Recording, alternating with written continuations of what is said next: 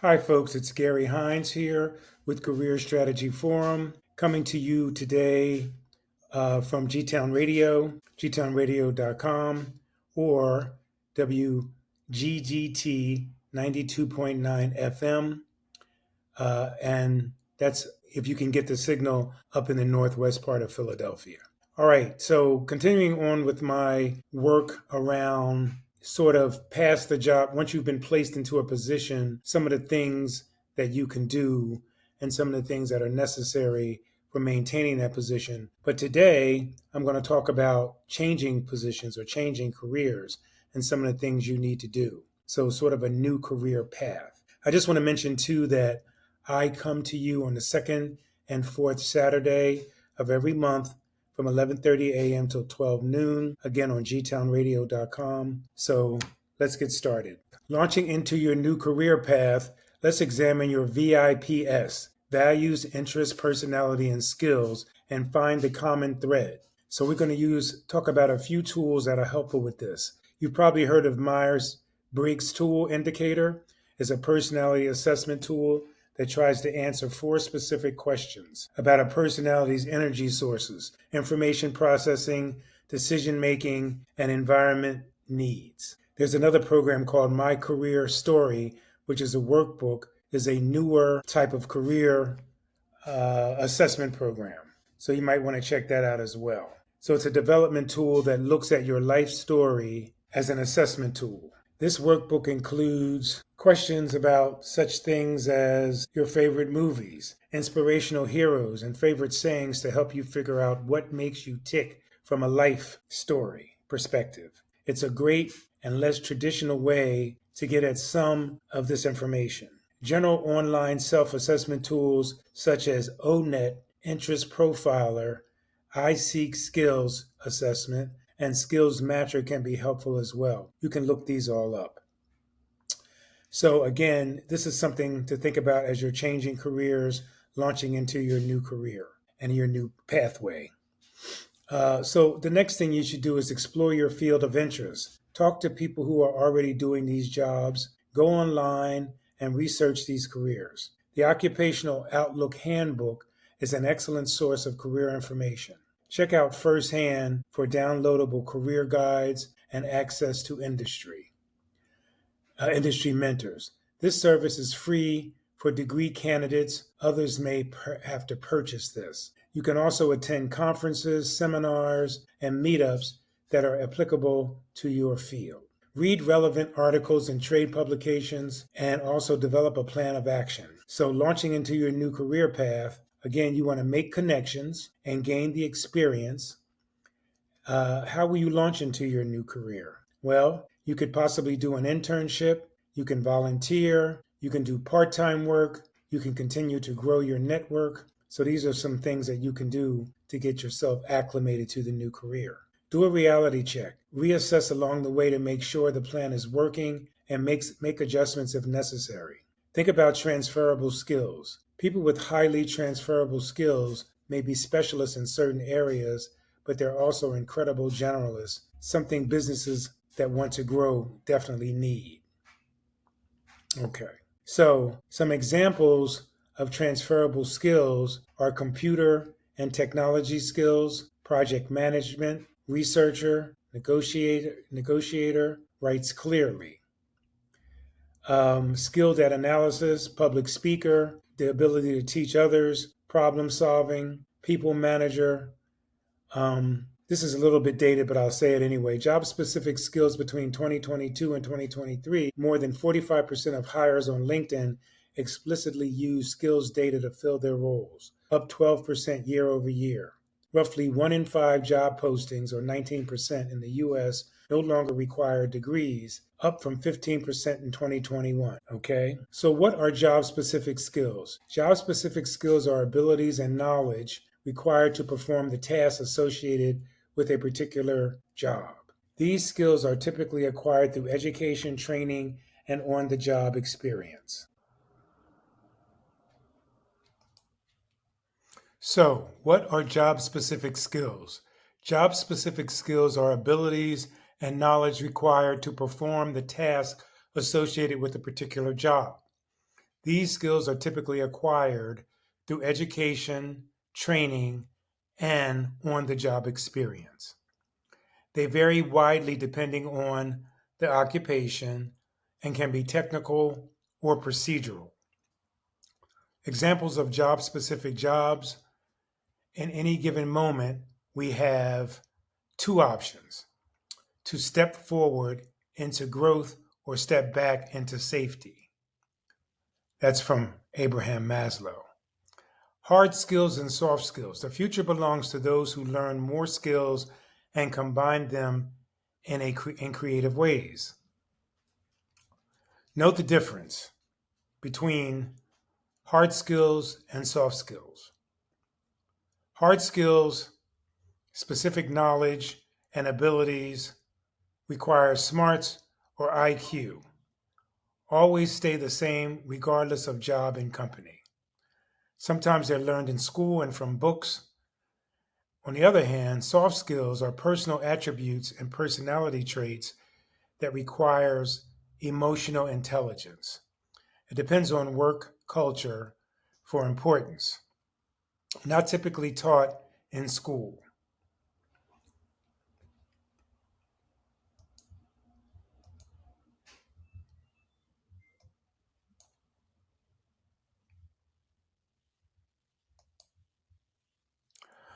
It's learned on the job by trial and error over time. So some hard skills are things like computer programming, web design, keyboarding, nursing, financial analysis, electrical wiring, accounting, writing, mathematics, legal, foreign languages. Soft skills, on the other hand, are things like leadership, collaboration, emotional control, empathy, persuasion, problem solving, critical thinking, inspiring curiosity, grit, all right, and ownership. So, soft skills lacking. A lot of people, a lot of the hiring managers are saying soft skills are lacking. Hard skills communicate. You can speak or write well. You analyze. You can break a problem down to see what's really going on. You can order supplies and goods, keeping track of how to order them. Decision making is making good judgment, calculating other numbers, cash register or compute, operate equipment, turn equipment on and off, as well as use it safely and wisely, record data, write thorough and accurate notes, numbers. New important skills are learnability, develop and demonstrate learnability. And what is that? The desire and ability to quickly grow and adapt one's skill set in order to stay relevant and succeed. Have you ever self taught yourself a skill? Have you invested time in learning something new in the last 6 months because you wanted to know more? Can you explain the best method for you to learn something? Have you invested in any training or courses to learn something new? In your previous job, did you proactively, without being told, learn any new skills to make yourself more valuable?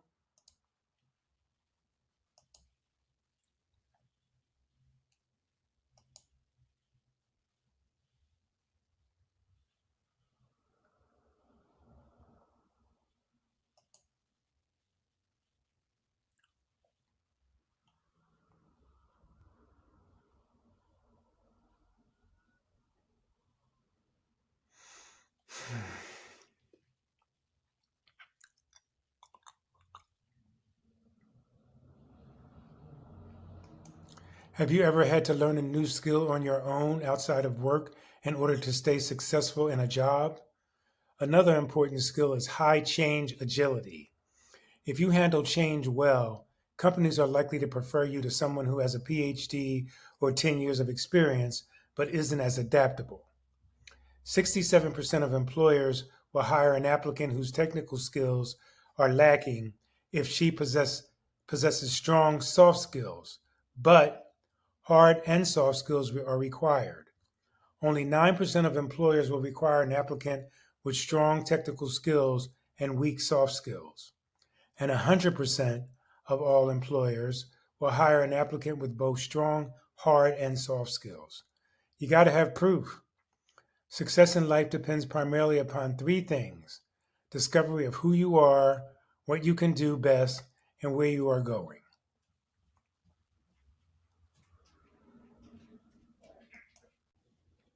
Okay, I want to talk a little bit more now about transferable skills as a second part of this podcast today.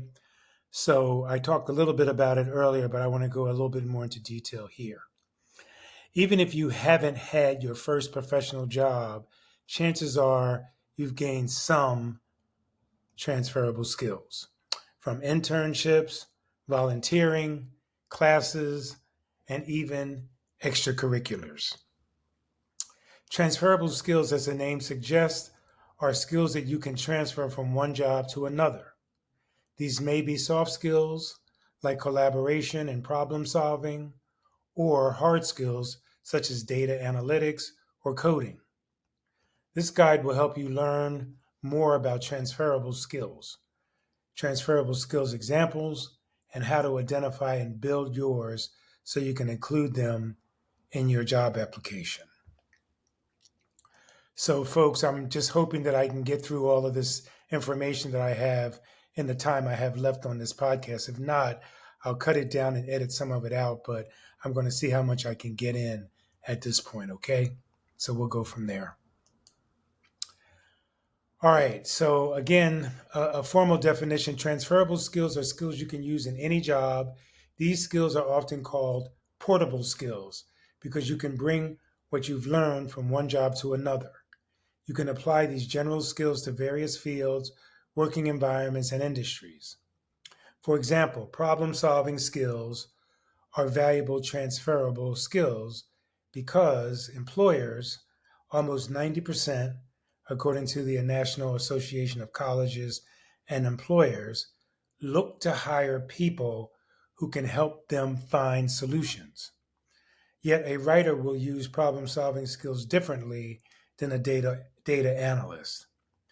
When I'm problem solving as a writer, I might try to solve how to make my articles more compelling so they reach and build the audience my company is looking for. If I decide I want to change careers to be a data analyst, I could use these same skills, but in a much different context. Maybe I'd find solutions to why my company's revenue is down by digging through the results of past sales efforts or figure out why a specific marketing tactic helped boost the company's profits. In both scenarios, I'm using problem solving skills to think critically, research, and enact solutions for my company. However, I'm applying them very differently. So you may ask, why are transferable skills important? The skills are important for two main reasons. They help you develop your career path, and employers are looking for them. First, these skills help you in your career journey because they're lifelong skills you can apply to almost any job opportunity you apply for. When you're thinking about trying a very different industry or exploring a new career option, your transferable skills can show you're qualified even if you don't have experience in the field. Make sense? Transferable skills are also important to employers because they want to hire talented people who can provide value to their company.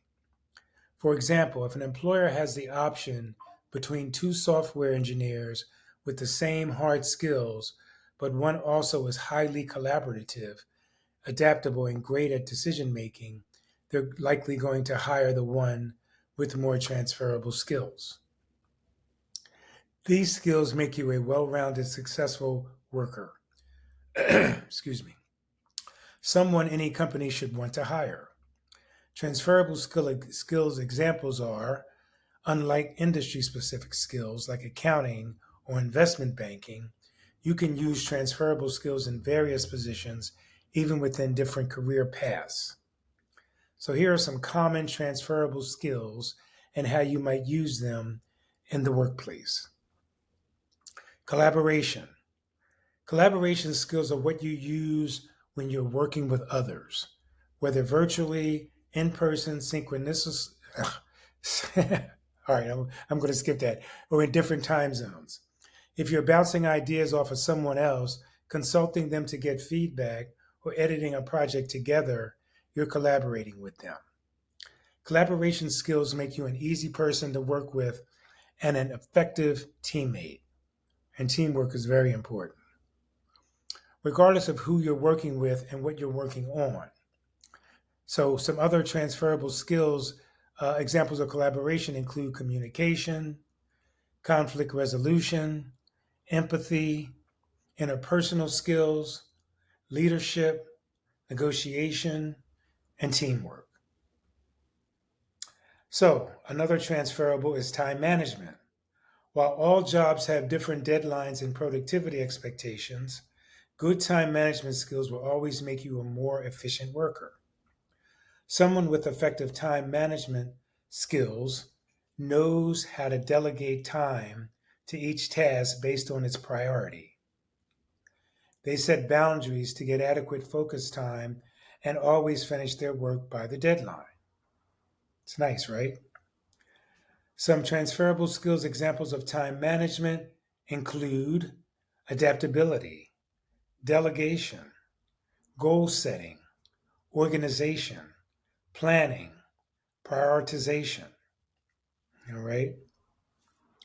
Another area of these transferables are creative thinking. Creative thinking isn't just for creative careers. This skill can help you think outside the box when any problem arises at work. Creative thinkers brainstorm multiple ideas, test new theories, and innovate solutions that break company tradition. While creative thinkers might not always nail the right solution the first time, they're not afraid to try something new again until they have something original that sticks.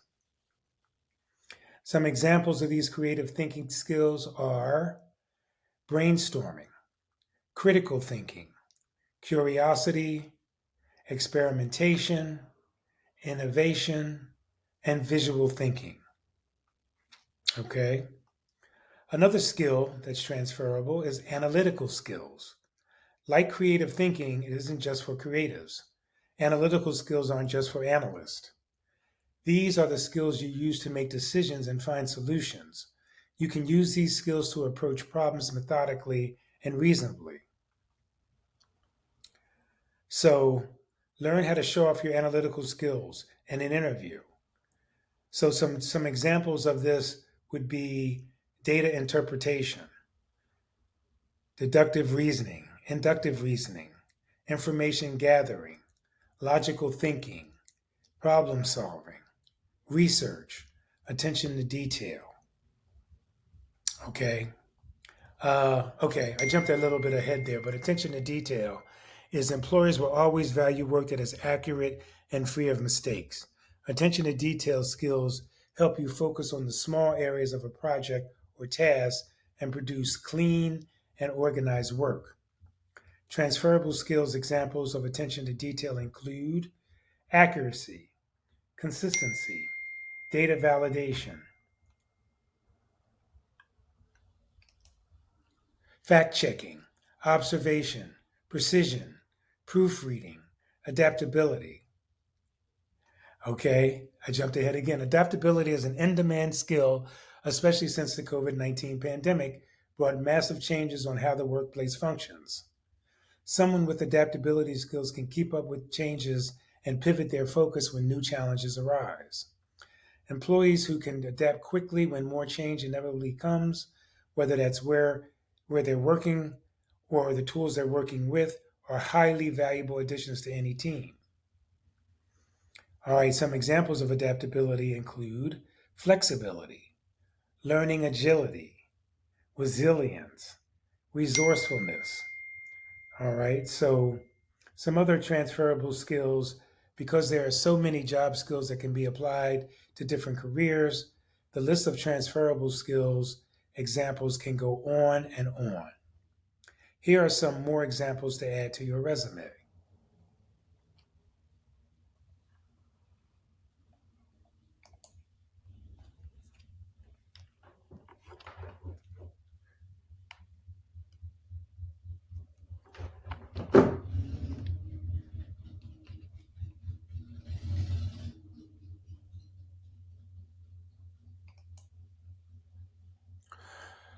Don't worry if you haven't had a professional gig yet. it's likely you still have valuable transferable skills that employers are looking for.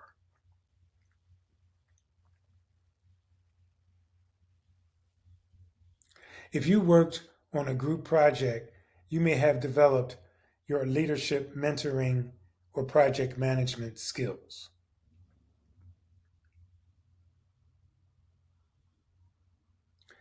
The specifics depend on your role and the situation, but when you step back and examine everything you contributed to the project, you might find you have a lot of transferable skills that will serve you well throughout your career. Consider your experiences in school and volunteer work, extracurriculars, and internships. To identify your transferable skills from these experiences, ask yourself, what was the process? What was the work process like for these experiences? How did I contribute? On collaboration, who did I work with? How did I work with them?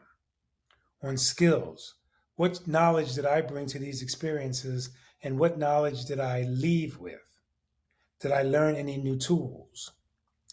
Um, some results. How did I contribute to the end goal or results of these experiences? So, questions like these will help you identify patterns of what skills you brought to or learned from your experiences. These are your transferable skills, okay? And hopefully, this is helpful for you as you move to transition into a new career, or you just want to be able to take some of your transferable skills to a new position at your current organization. All of these are good. Also, I wanted to tell you about some upcoming exciting interviews that I'm going to be having on this show. And my first one is going to be with a local Germantown educator and activist, Miss Regina Robinson, who I met recently. She's actually my neighbor. And we are going to be talking about her work in education and training, her passion for the classroom and teaching, and all the other things that are coming up in the work that she does around those areas. So definitely stay tuned for that. I'll be back in 2 weeks. I'm not sure if I'll have the recording ready at that point, but it'll be upcoming sometime in the next couple of podcasts. Also, other upcoming topics that are going to be on this podcast that are workforce development related are things like handling conflict, working in teams, and dealing with stress at work, having a LinkedIn profile, being a perpetual job seeker, various topics that I think will be very, very helpful for you once you get on the job. So positioning yourself in the company, how do you move up? How do you deal with, kind of assimilation, things like that. So we're going to cover a variety of topics, and all these things I used to teach many, many years ago at various colleges in the area. So I do know what I'm talking about when I talk about these subjects. All right, again, Gary at GaryHeinzConsulting.com. Please hit me up if you have questions or you'd like to chat.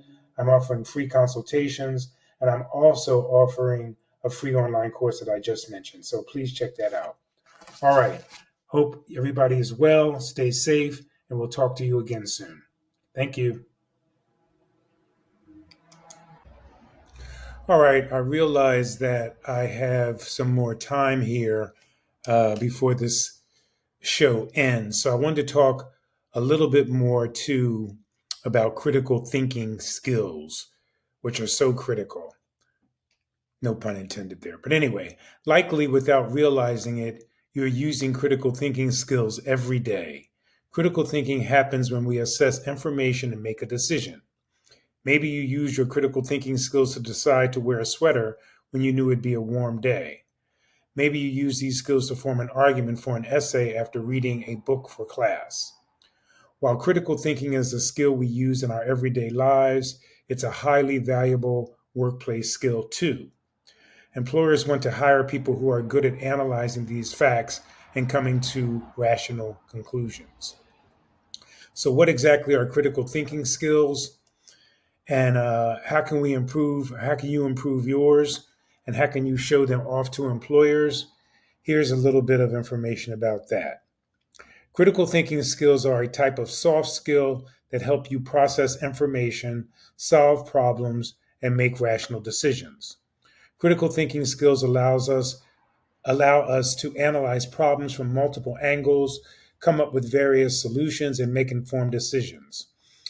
So, this not only saves time and resources, but also develops innovation and adaptability skills that employers highly value. All right.